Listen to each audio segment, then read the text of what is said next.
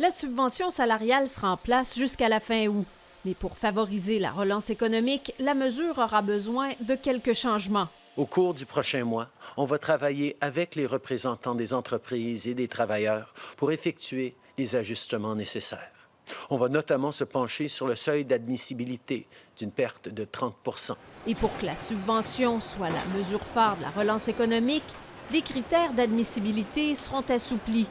Idéalement, effectivement, les gens utiliseraient plus la subvention salariale. Des employeurs vont réembaucher et même embaucher de nouvelles personnes avec la subvention. La mesure est loin d'être aussi populaire que ne l'envisageait le gouvernement. Jusqu'à maintenant, 132 000 demandes ont été reçues. Le gouvernement en attendait 1 million.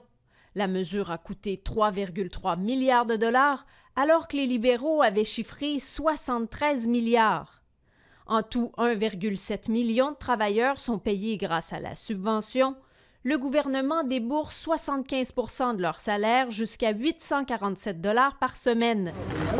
Parmi les membres des forces canadiennes déployées dans les CHSLD au Québec, 4 ont été contaminés. Le responsable de l'opération explique qu'ils avaient tous été adéquatement formés. L'équipement de protection individuelle également, s'assurer qu'on comprenne bien comment le porter et quel équipement, quand et où. Puis ensuite, il y avait de l'entraînement mandaté aussi par le ministère de la Santé et des Services sociaux. Selon les informations, les militaires se portent bien et la situation est sous surveillance. Nous allons nous assurer que la COVID-19 ne se répande pas à l'intérieur de nos forces armées. Enfin, le gouvernement annonce 450 millions de dollars pour les chercheurs qui ont d'autres champs de recherche que la lutte contre la COVID.